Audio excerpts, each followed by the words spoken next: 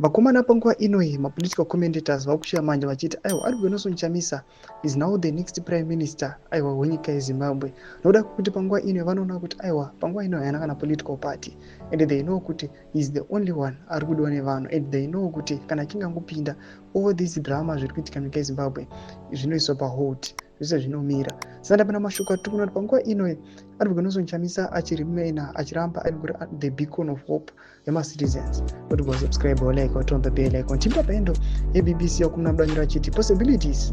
The next prime minister of Zimbabwe.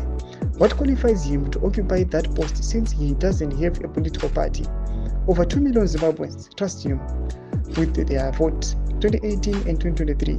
Sadc 2023 report that was ignored by the ED can give birth to prime minister post. Pabatisise mashoko ari kuda kuitwa panapa nemakombetitors achiti aiwa ipapo pabatisise inoda kuti aiwa nyange vakomana vakauya vakaignora the Zimbabwe report muna 2023 but panapa ari kuitaura mashoko achiti he can be the next prime minister. Noda kuti aiwa over 2 million citizens munyika yezimbabwe aiwa they love him, kunyange nevamwe varimo mu the regime, the ruling party nemamwe political parties.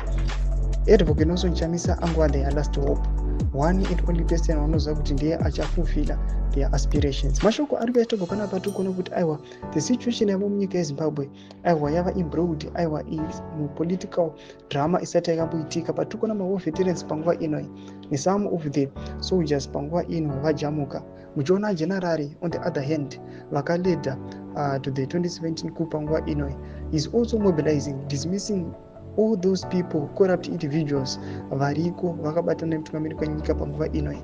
Zviri kunyatsoshamisa vanhu panguva inoyi vachingonyarara, they are watching from afar, vari kumaterrace vachiona kuti what's the next step chichaitika. Tudze mafunguro enyu mutikudipa pamusoro pechitiko ichi muna comment section medu. So subscribe or like, turn on the bell icon.